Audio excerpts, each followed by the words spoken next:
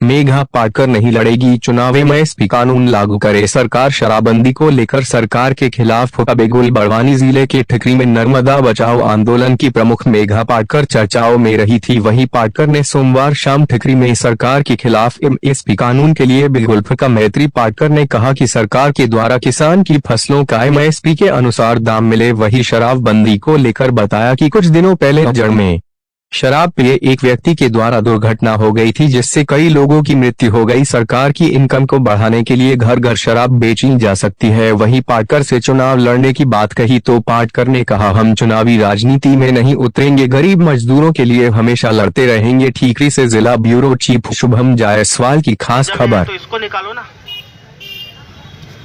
इसको करेंगी नहीं, हम लोग चुनावी राजनीति में नहीं उतरे हैं। संयुक्त किसान मोर्चा ने भी निर्णय लिया है कि वो चुनाव में नहीं उतरेगा।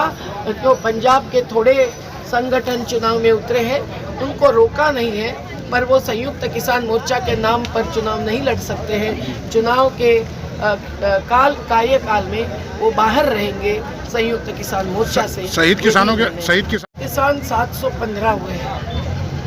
एक ट्रक डालकर टिकरी में 3 महिलाओं को मार दिया गया, ऐसे महिलाएं भी उसमें शामिल हैं।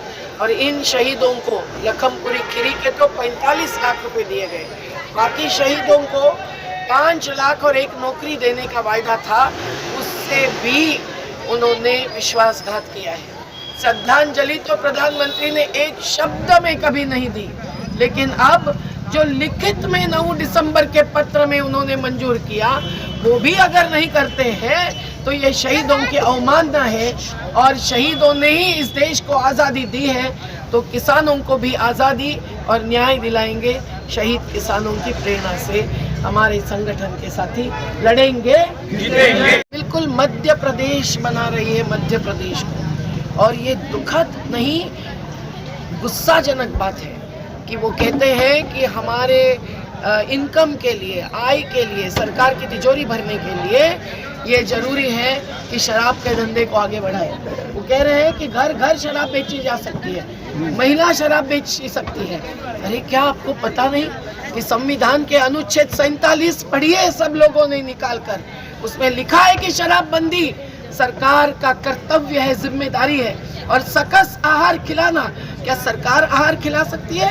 अगर किसान बचेगा, खेती बचेगी तो ही खिला सकती है। तो उसके बदले ये पिलाने जा रहे हैं शराब को, जो बिल्कुल गलत है।